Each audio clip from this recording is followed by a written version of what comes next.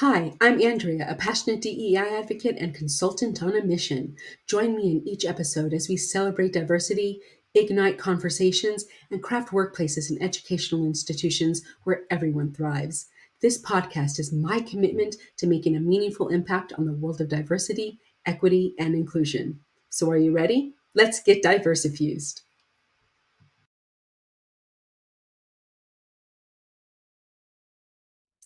Hello, everyone. Welcome back to Get Diversifused. I'm your host, Andrea Horton-Meriçli, founder of Diversifused DEI Consulting and a passionate DEI advocate and ally. This episode is all about empowering marginalized communities and developing conscious leaders. My guest speaker today is Qatar El Alawi. Qatar is a multi-award winning consultant, coach, facilitator, and speaker. She is also the founder and CEO of Conscious Togetherness based in Canada. Her work supports conscious leaders and organizations to create socially responsible leadership structures without sacrificing the bottom line. Her work bridges purpose, whole brain leadership, and effective strategy while increasing well-being and flow within teams. Qatar's leadership model is unique in its adaptability to different cultural contexts, in being trauma-informed and equity-driven. She is the best-selling author of this fabulous book here. I was talking to her about it, how much I loved it. Unfolding Peace, 9 Leadership Principles to Create Cultures of Well-Being, Belonging, and Peace. I will be putting the title of the book in the summary of our podcast today, so you can get a copy for yourselves. And with that, I welcome Qatar to Get Diversifused. Thank you so much, Andrea. Thank you for having me. I'm excited for this conversation today. Me too. So first of all, since I started talking about your book a little bit, where can people get your book? And is it offered on Kindle or Nook? Do they still sell Nook? And I'm not sure, but Kindle, is it? No? Okay. It's definitely on Amazon.com. It's available globally. In Canada, it's also available in certain stores at Indigo, which is a chain, Indigo Chapters. And otherwise, I think Amazon is really the best way. Okay, that's where I got my copy. But I'll definitely check your local bookstores in your communities because we want to support local businesses in your areas. So, Qatar, can you share more about your background and journey in supporting conscious leadership and empowering marginalized communities? I know, well, first of all, before you answer that question, tell us about your story. You really go into it pretty in depth in the book, but can you give the listeners a little summary about your story and what prompted you to write this book and create Conscious Togetherness? Yeah, thank you, Andrea. Gosh, my story, I would say, has been a story about trying to figure out how do we create harmony in life? How do we create harmony in our own personal life, in interpersonal relationships, and certainly in workplaces? I'm the child of a bicultural child, and that means that I was born in Morocco. I immigrated to Canada relatively early. So my values, my worldview were shaped by two cultures at the same time. And what I didn't realize, yeah, and I think you'll probably recognize a little bit of this, Andrea, from your own journey. What I didn't realize is how much living with two different sets of cultural values and two different worldviews can create inner conflicts.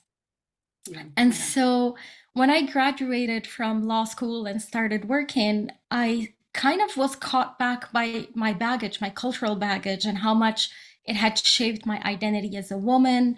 At the time, I didn't understand systemic racism, much less have language for it. And yet I experienced it very, I would say, severely. It kind of really shattered my professional life twice before I figured out what was happening. And the impact of that was a lot of trauma. And so between figuring out sort of toxic leadership and, toxic relationships and systemic racism, it kind of led me down this path very early on in my career of having seen what doesn't work and being left without a model or a roadmap for what works.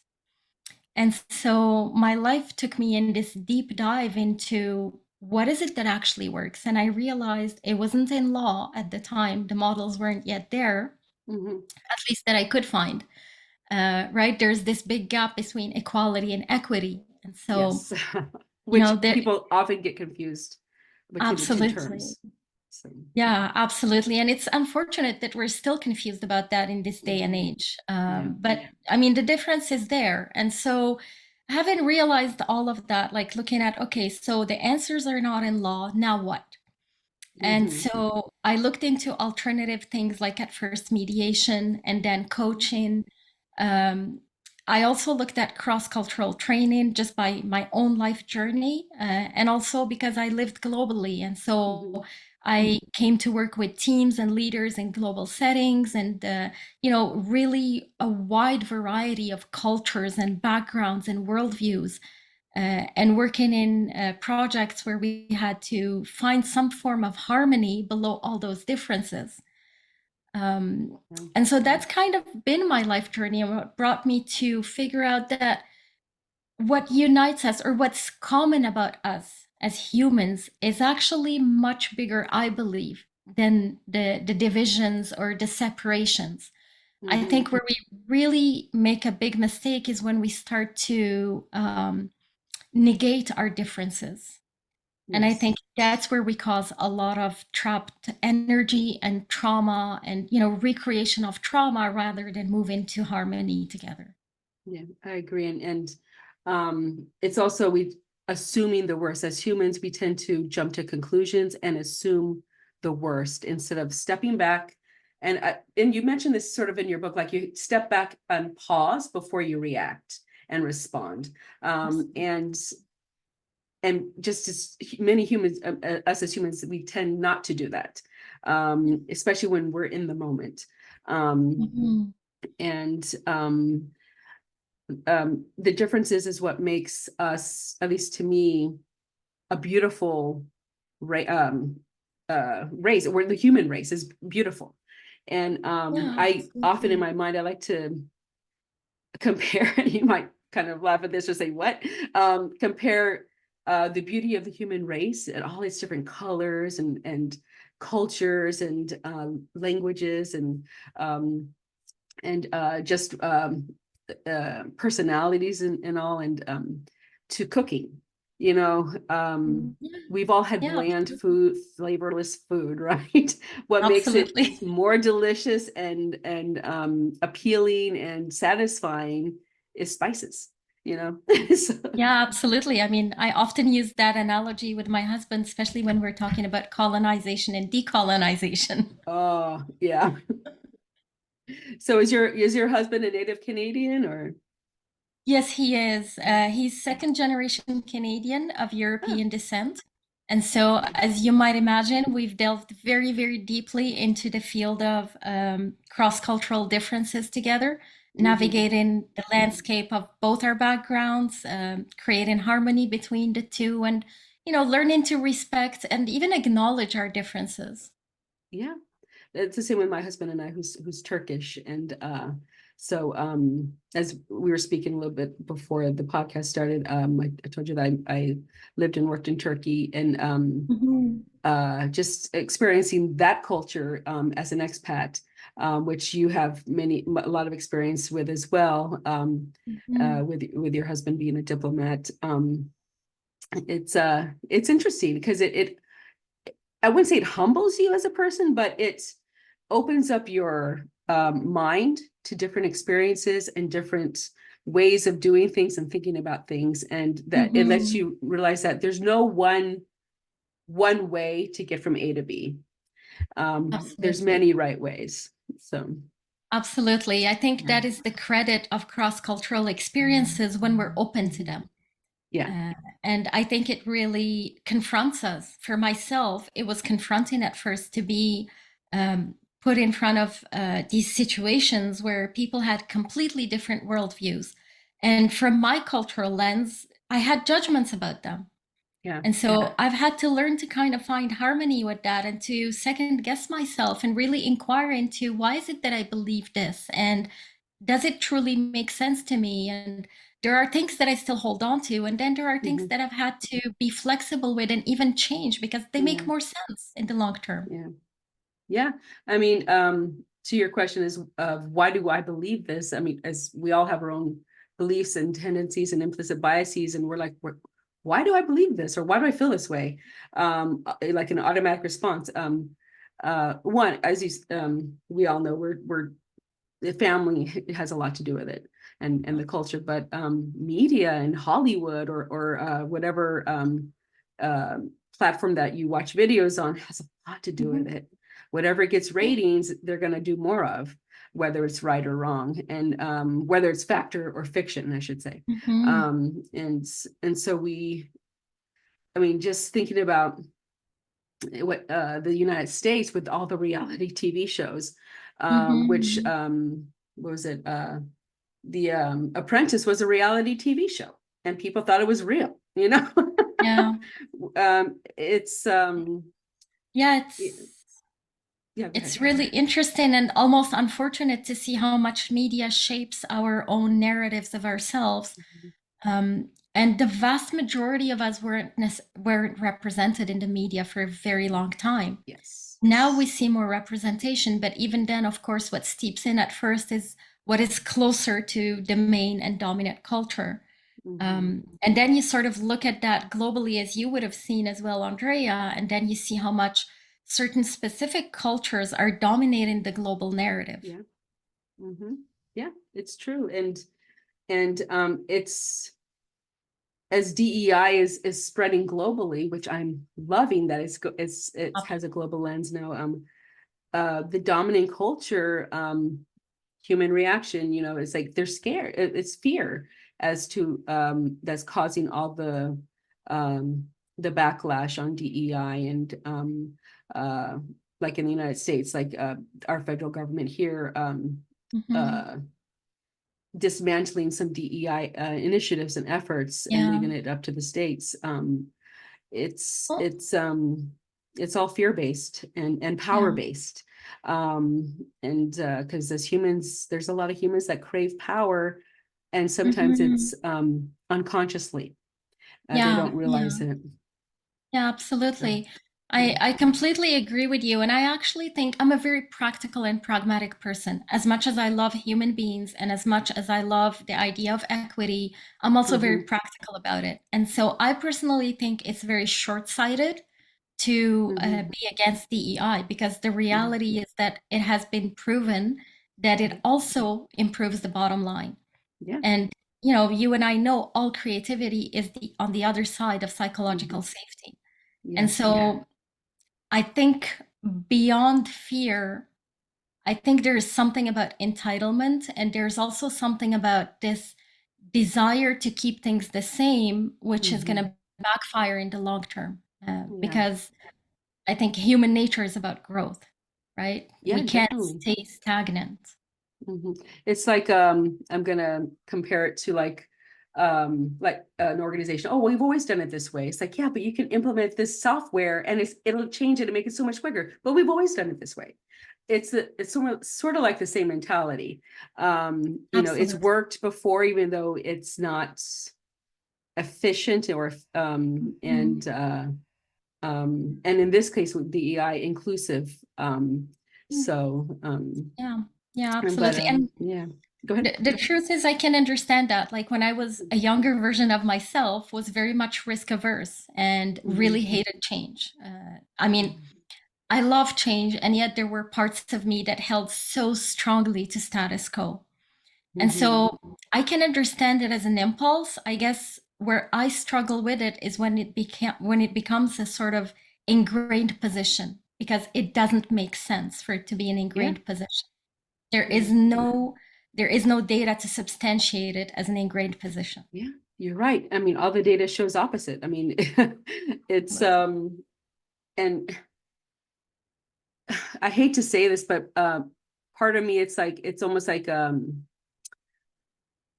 we're going to see more improvements in the next generation as people start aging out.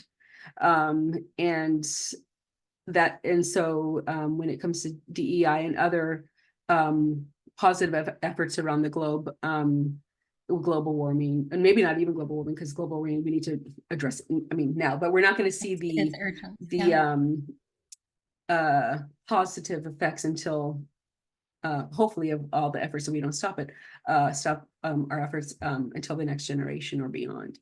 So And I think that's the case for most of the challenges that we're navigating globally. I think our risk aversion as human beings has made it that we only address change when it becomes a matter of survival.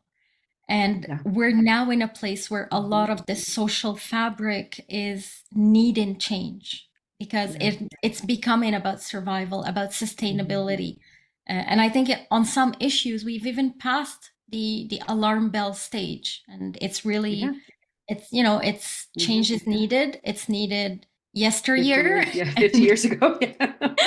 yeah. And so Yeah. I mean, I think there is hope there, but I think a lot of us who are doing this work, and certainly for myself doing this work with a peace lens, I do it with the belief that I will not see the results by the Mhm. end of my lifetime. But I believe our children and our grandchildren are going to see that change. I think we are planting important seeds that are going to benefit society as a whole, but much further down the line. It is unfortunate, though, that we're having to go through so much challenge in our social fabric to wake up.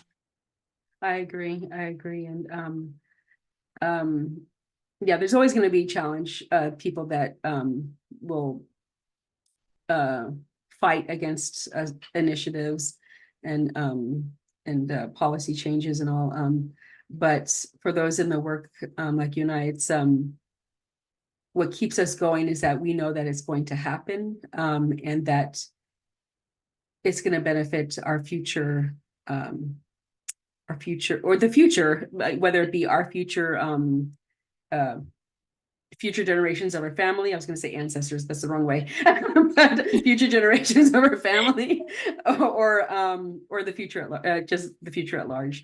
And yeah, so let's get back to some of your work, and also how does your leadership model, as outlined in your book, contribute to creating cultures of well-being, belonging, and peace? Well, I think the first thing that it does is it debunks some myths. There is this sort of myth that we have in the leadership field that leadership is about technical skills. The Mhm. reality is, leadership has very little to do with technical skills, especially in this day and age. We've all mastered technical skills, and yet we're still facing the same problems we had 50 years ago in the field. And so I think the evolution of leadership and the edge of leadership is about being, it's about becoming a different type of leader. And those skills can only be found in being and what we call right brain practices, right? Again, research shows how much of decision making is made only based on left brain decision making. Mhm. And research also shows how much that costs organizations and individuals. Yeah. And so, as long as leaders are trying to push through problems with only the limited skill set that they had, we're going to keep recreating the same solutions or the same lack of solutions, right? And so, Mhm. I think the first step to look at is to recognize that what we've done so far is not working. We can't scale it. It is not Yeah. scalable in terms of giving us well being. Leaders are really in burnout, they are struggling with the very real and multiple things that are changing in the workplace and the workforce. Mhm. We have younger generations coming in, we have AI that's changing the way we work, we have global mobility that's increasing post COVID. And so becoming agile, I think, is urgent. It's no longer a choice. I And agree. what Yep, so I go would ahead. imagine you've seen it as well in your work, right? Mhm. Oh, I And have. Yeah. so yeah, and so what my leadership model does is it starts to reframe those beliefs, and then it gives the skills, it equips the skills to really start to be present as a leader and to be able Mhm. to bring sort of a balance and harmony to our left and right brain functions so that I leaders love can it. not only be present, but also be connected to possibilities and opportunities. Mhm. Because again, as you and I know, every crisis is an opportunity if we're willing to Mhm. see beyond the crisis. But we Mhm. can only do that when we're sitting there with a regulated nervous system, which means we're not in Mhm. fight or flight, which means we're present. And presence Mhm. comes from practices like meditation, practices that help leaders to really be connected to who they are. It's not technical skills, it's skills about being.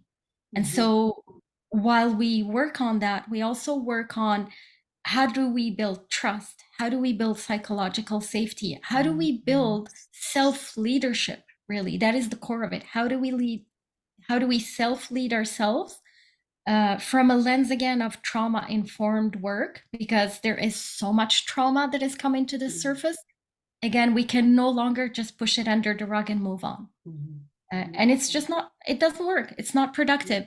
A traumatized employee does not have the physical ability to produce results. I agree. And the more, as you said, we're becoming more globalized, and unfortunately, with all the wars in the world, that we're getting more refugees sent that are coming into different countries that, of Mhm. course, are going to have a lot. I mean, very recent PTSD, Absolutely. and so working as a leader with a trauma informed lens, and any leaders and all manage actually everybody in an organization and educational institution, whether it be a classroom, um, needs to have that have empathy, and come not, and I cannot talk today. Oh my gosh, I apologize. And has to have empathy, and as your book had said, also pause, stop and pause before they react. And that's where you had said, like, the don't fight, or flee, or freeze. Pause, assess the situation. I'm not like, don't take an hour or more. I mean, assess the situation and then respond. Um, if you do need to leave, let them know that, don't just walk away, because that will be look like fleeing. But yeah, because then we can use that whole brain leadership, self-leadership, as you had mentioned in your book, which I loved, by the way. Thank you. You're welcome. Yeah, yeah, absolutely. I think we really need to build those skills. And, I've seen things, for example, I've had conversations with leaders that the conversation started with my employees are unproductive, and I think I have an incompetent employee. And on the other side of that conversation, having heard what the leader was talking about, I would say, well, I think what I'm hearing is more a trauma response than incompetence. Mhm. And the leader actually had a conversation with their employee, and the employee decided to open up and they got them support. And 6 months later, they were a top performer. That's awesome. Yeah, and that goes to back to what I had mentioned, that I think it was before we started the podcast. Um, we assume the worst as humans. It's Absolutely. just in our nature, and we don't get the facts. We don't talk to the individual. We don't assess, and we just assume. And assumptions are often wrong. Absolutely. And so um, we're not coming from a human-centered, human-focused mindset when we're doing that. So Yeah, absolutely. yeah. You asked me earlier why I started conscious togetherness. Yes. And this is precisely why I realized that even with our best intentions, if we do not have the know how, we will not be able to be a positive presence in workplaces or in our communities. And so that's the gap that I bridge. It's while my leadership model is in many ways evolutionary, it is very, very practical. It's very much about how do we build trust? How do we build flow within teams? It's very much about the tangible skills of how do we operate from the here and now, looking at the bigger picture, and how do we take responsibility as an individual for, as a leader, for what's happening within our team, or as an organization for the larger ecosystem that we work Mhm. within, right? And Yeah. I really think that is the only way that we can create sustainable shifts for, future generations. I agree. I agree. And so when did just to sort of when did you found Conscious Togetherness? I think it was about 2019. I Oh, had a okay. Yeah. first, yeah, so I had a first organization which was mainly a coaching and, well, coaching and consulting business, but mainly coaching called Mhm. Empower from Within. And at some point, I just felt like it's time to sort of move to the next chapter. And I was Yes. speaking with one of Yes. my friends and mentors that I mentioned in the book, Martin Root. And Hmm. as we were speaking, he's also the founder of Project Heaven on Earth, which is a beautiful initiative. I And loved that exercise at the end, right after that. Is I'm going to do it after. I'm going to reread your book, yeah, by the way, do all the exercise. So, yeah, it's really, I like that we have real exercise in the book, and so people can mhm. already start this work in their workplaces. They don't necessarily need the support of a either a coach or a consultant, although it does add value, but at least there is Yes. enough to start. And so, yeah, so in my conversation with Martin, as he was reflecting back what I was saying, the words conscious togetherness came up. Ah, interesting. You're like, ding. It was one of those aha moments. Yeah. Nice, nice. So y'all are based in Canada, but you work with over the world globally, right? Yes, I do work globally. One of the hats that I wear is a coach trainer with a school that's certified by the International Coaching Federation, and that's out of India. And we have global cohorts. And in my work personally with Conscious Togetherness as a consultant, I have worked with people from different continents, from different backgrounds. Mhm. And so, yeah, it is very much a global, I would say, organization. My work is global. And it's something that I absolutely love about my work because That's I think there awesome. is so much richness in diversity. And it honestly took me a long time to embrace that, to embrace the richness of diversity. It wasn't always easy for me to sit with people who have different value systems or different mindsets. And so I've come to really appreciate that process. And now it kind of feels like a treat. That's awesome. Yeah, because sometimes you just gotta agree to disagree with people That's and absolutely move true. on, like move Yep. on to the next topic. When it comes to empowering marginalized communities, what are some practical steps that organizations or individuals can take to empower marginalized communities and foster inclusivity?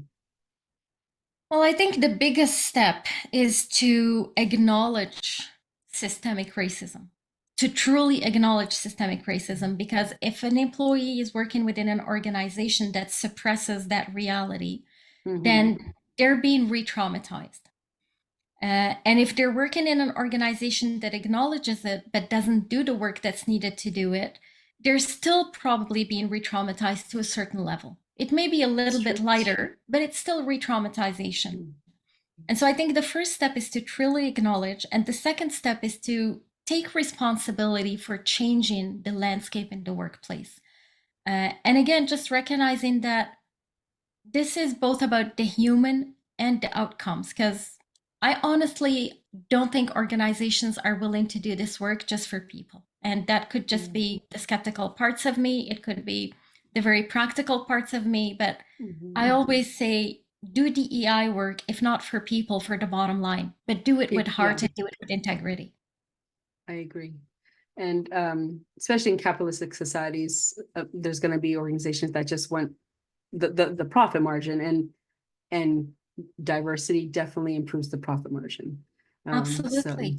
Absolutely. I'm yes. like, any well-informed leader who has done their work will understand that this is for the betterment of their organization. Mhm. Yep. And then on the more practical levels, I would say definitely having affinity groups is something that helps employees, right? Mhm. Being able to have a space to relate to people who are like you, who go through similar struggles. Mhm. And also really having allyship. For me, I think about DEI work as a heart-centered DEI. I think if we do it from any other lens, we're kind of recreating the old conflicts just in a Yeah. different way.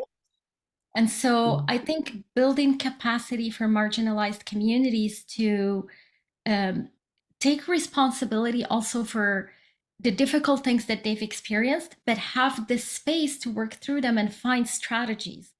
Yeah. Um, One of the, like, there are so many simple things. Like, um, for myself, one of the things that I've done, and this is very simple and it may sound very silly, but in my mind, it really helps me to come back to my center and realize that, no, I'm also going to treat myself like an equal, because I didn't always have that. Yeah.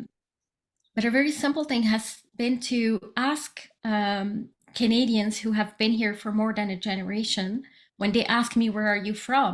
I ask Mm-hmm. them, where are you from? Where is your family from? Right? And Mm-hmm. it's not from a lens of, blaming or saying like, this is a microaggression and I'm upset, but it's Mm-hmm. just saying, you know what, we've all immigrated here. Yeah. Like, I understand your curiosity. I'm also curious about you. When did you immigrate here? What is Yeah. your family history that brings us to who you are today?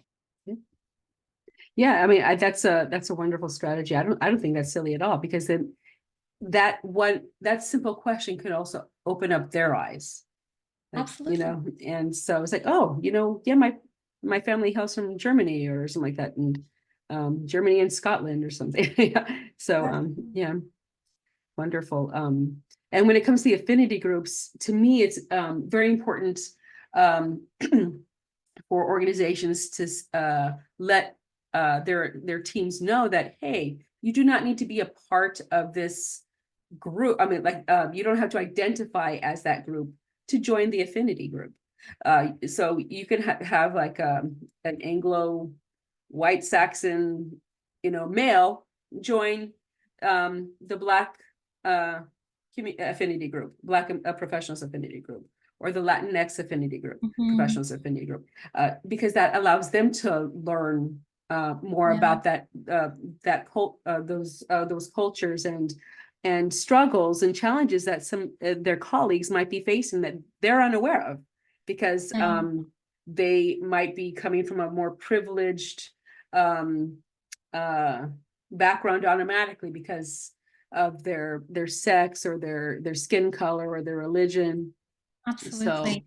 Absolutely. yeah, And we don't know what we don't know, right? Like, we can exactly. only know once we have these conversations with people. Mm-hmm. I think there are certain organizations where perhaps the conversation can be still young and raw, and so, having that kind of dialogue or exchange can take a little bit of working up to.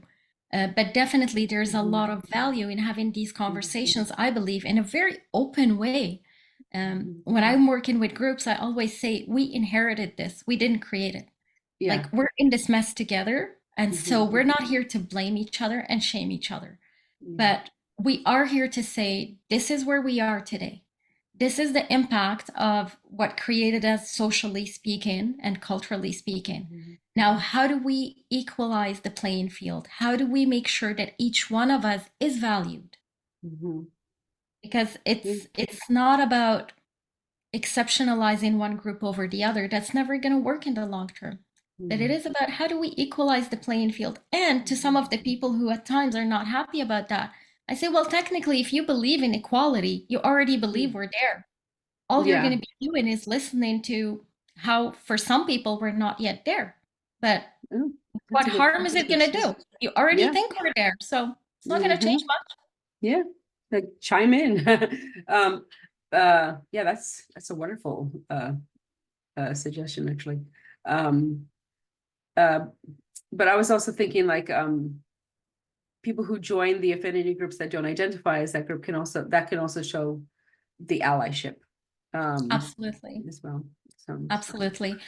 yeah, go ahead.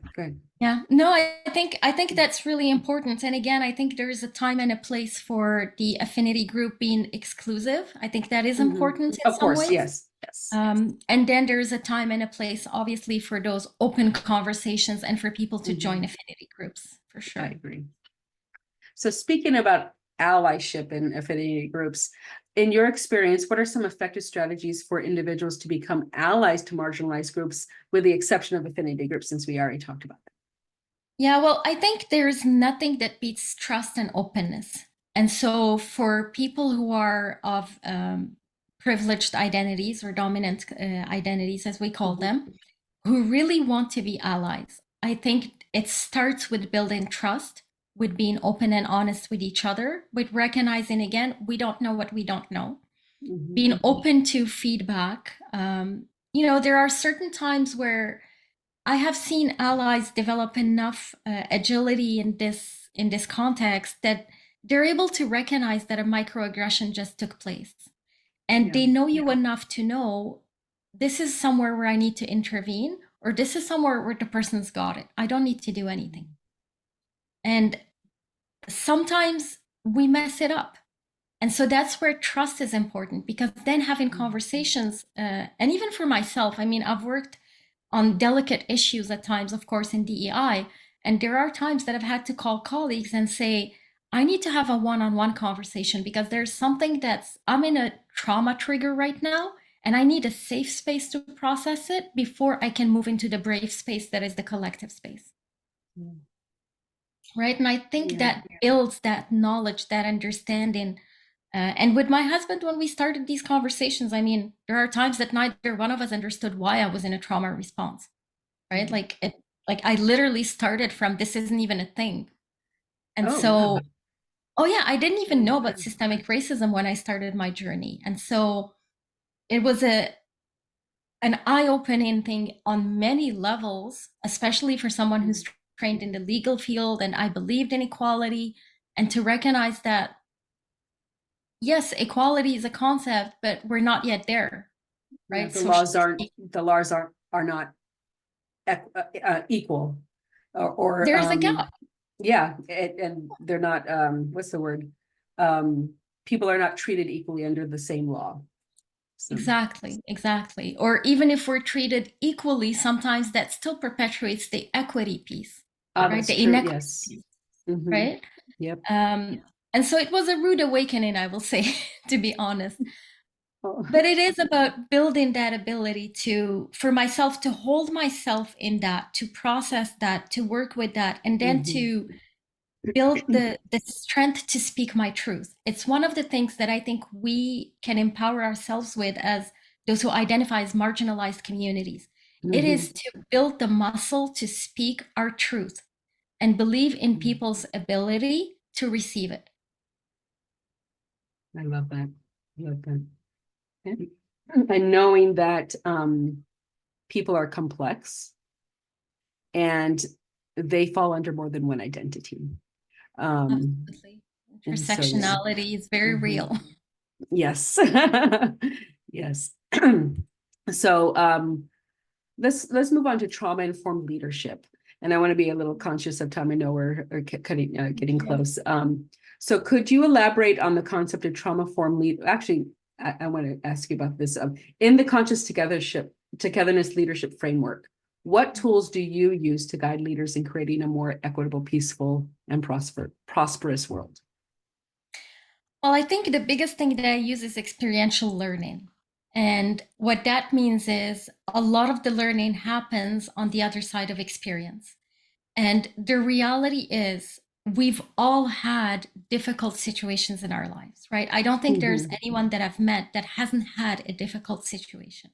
Yeah. And so, one of the things that I do is build on when leaders from, say, privileged identities are going through difficult moments. Mhm. I bring the learning of trauma into that, and how trauma is so deeply subjective. Yeah. And usually, when we're doing work in a context of DEI, then I ask them to sort of imagine what that response is like when it's amplified 100 times for someone who's carrying generational trauma, for example, Mhm. right? There's, of course, the education piece about what is trauma really? What does it look like? What are the implications of it? And what do we do with it together as a collective? And some of it is education, some of it is real life strategies, and some of it is, at times it's for organizations to see what are we going to do with this in terms of policies? How does this Yeah. translate into our well-being policy? How does it translate into when employees need some time off, for example? And so Mhm. those conversations are important to not only be made space for, but also to be held, I think, with the understanding of what are we really talking about, and also the responsibility piece on the other side of that. I always think that we're trying to balance accountability and compassion, Mhm. right? And so how do we make sure that we create an ecosystem that can hold those two, not necessarily Hmm. in tension, but with harmony? Yeah. Hmm. I would love to sit in on one of those sessions. Nice. Cool. That was a wonderful answer.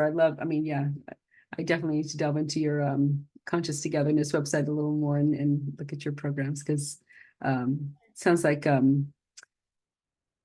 I just from your book and reading through your website a little bit before, you really utilize your self experience and your education and I mean and um to have a very holistic approach to empowering people to be self leaders and to be conscious leaders, and it's just it's very beautiful. So I'm glad Thank that you. you're welcome. I'm glad that you Thank you you. had that aha moment. Yeah, thank you. And to be You're honest, it welcome. wasn't something that was easy or simple. When I first wrote the book, I had it written before I sent it to a publisher, and my publisher read it and she said to me, "You have an amazing framework, but you're going to lose your reader at page 2." And I was shocked. I was like, "What do you mean?" Page She's like, two. "Yes." And she said, "There isn't enough of you in it." And so when I wrote this book, my experiences Mm-hmm. were not in it. It was very Oh, much, and trained as a lawyer, I'm very much mm. trained to dissect Get to the facts, fact. look Yeah. at the data, make an argument. And so she said to me, people need to know who you are. And Yeah. it took me some inner work to be able to be that vulnerable and open. Now I'm very open about it and it's easy and simple, but it took some work. But I Yeah, can I see believe now, it. for example, with one of the identities I hold is being a Muslim. And, with the Israel-Palestine conflict, I'm Mm-hmm. part of a group that started an initiative for radical empathy across the Muslim-Jewish Ooh, divide. I love that And term, radical empathy. I'm sorry. This is wonderful. yeah, no, absolutely. And, at a time where there's so much turmoil, Yeah. to be able to create a space where people can have safety to speak what needs to Mm-hmm. be spoken, where there is this realization that we need a different path forward, is not something I could have done 10 years ago because I would have myself been so deep into the trauma of it. Mm-hmm. And so today I see how these skills that are about being really are what it allows us to make different choices and different outcomes. Oh, wow. That is just so powerful. I'm just wow. And I could see that just as humans in general, it does take for many of us, especially uh um who are born of the female gender, um, we're conditioned to in certain cultures we're conditioned to behave a certain way, Absolutely. and also it's which makes us could make us very introverted and shy and hesitant Mhm. to speak Yeah. our voice, our minds. So Mhm. I mean, just reading your story also, which your your agent was very correct in that. I mean, that's what makes this book so powerful, is your story. And even more powerful, I should say, not so far, but even more powerful is having your story in there. So Thank yeah, you. and So you're I'll welcome. send a shout out to Amanda, my publisher from Saved by Story. Thank you. You're And welcome. if I may just add a little thing, Andrea, Sure. there about allyship, because we're talking about allyship and, Hmm. we're talking about the global context. And the initiative that I'm a part of is called Healed Together. And it was started by an American colleague of mine, who brought me together with a Jewish teacher of emotional intelligence because we're both colleagues and friends of his. Um, and so that also speaks to what happens when we come together as a collective across different identities. And to me, he truly embodies what it's like to be, the identity in the middle, trying to hold both the identities that are in conflict, and yet really bring them to a space where there's true dialogue. And yeah, that's actually very difficult, but it's very needed. So those crucial Absolutely. conversations, bringing people together in a safe space to have those crucial and difficult conversations, to allow Absolutely. for growth and healing and understanding is important, not just for trauma, but for the DEI space as well. And in Absolutely. any type of disagreements. Absolutely. And I think the benefit of this initiative is that, I mean, my colleague Andy Swindler is his name, who started the Heal Together initiative with his wife Rachel Zargo, are the co-founders of Feel Real. And they are both deeply steeped in social justice work in the US. And so we have an initiative where we have, identities that are in deep conflict in the world, and yet held by people who are all trained in emotional intelligence work with a DEI lens, and all steeped deeply in purpose. Andy and I are colleagues from the True Purpose Institute, so purpose is really at the center of all the work we do. And so I think that's a recipe that a lot of organizations are trying to implement. A lot of organizations are trying to move towards a more purpose-driven lens. And I just think this really validates that that direction truly works. It's, people just need to be committed. These are difficult times. We all know that. And it is more critical than ever to have that courage and that ability to step into difficult conversations, because on the other side is so much brighter for all of us. I agree. I agree. So I want to be cognizant of time. So, because I know you have another Thank you. Yes. appointment. So, Change your how can people get a hold of you? The easiest way is on my website, so conscious-togetherness.com. They can find my services both for consulting work and for speaking engagements. A lot of organizations like to start out with a speaking engagement before we move into a larger consulting contract. And so they can fill out the forms. They're right there on the website, and I can reach out to them, and look forward to meeting the people who are going to reach out to me. Great, awesome. And I will, at the end of this, once at the end of the recording, before I post it, I will have a slide with your website and your LinkedIn profile if you're okay with that. Yeah, absolutely. Thank you. Cool. All right. So let me just do some quick key takeaways. So we discussed empowering and marginalized communities. We talked about some strategies for empowering marginalized communities and fostering inclusivity within organizations and society at large. We discussed the importance of conscious leadership and equity-driven approaches. Creating bridges. We talked about creating bridges to allyship. We talked about the concept of allyship and its role in supporting marginalized communities. And we talked about some techniques for building bridges and becoming an ally. We talked about trauma-informed leadership, its significance of this. We talked about the significance of trauma-informed leadership in creating psychologically safe spaces for individuals from marginalized backgrounds. And we explored how trauma-informed approaches can enhance well-being, belonging, and effectiveness within teams and organizations.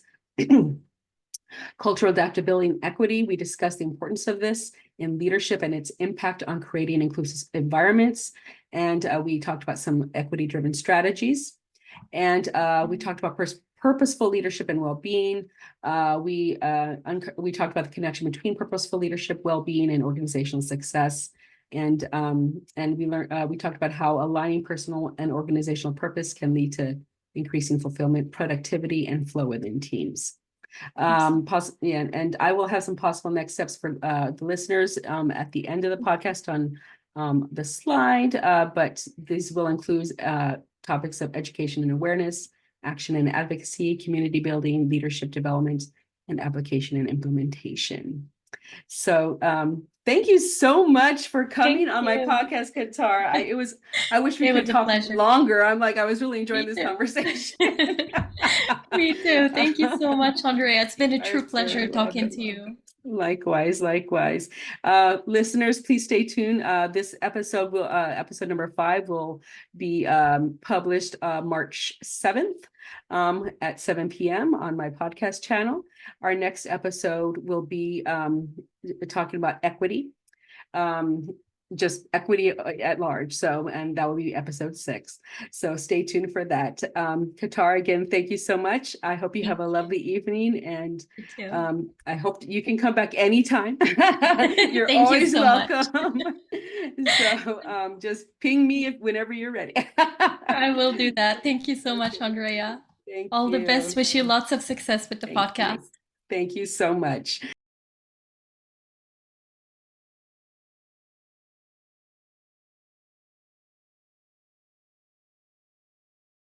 Now go out there and make a difference. And as always, for more strategies on building inclusive workplaces and communities, check out Diversifused.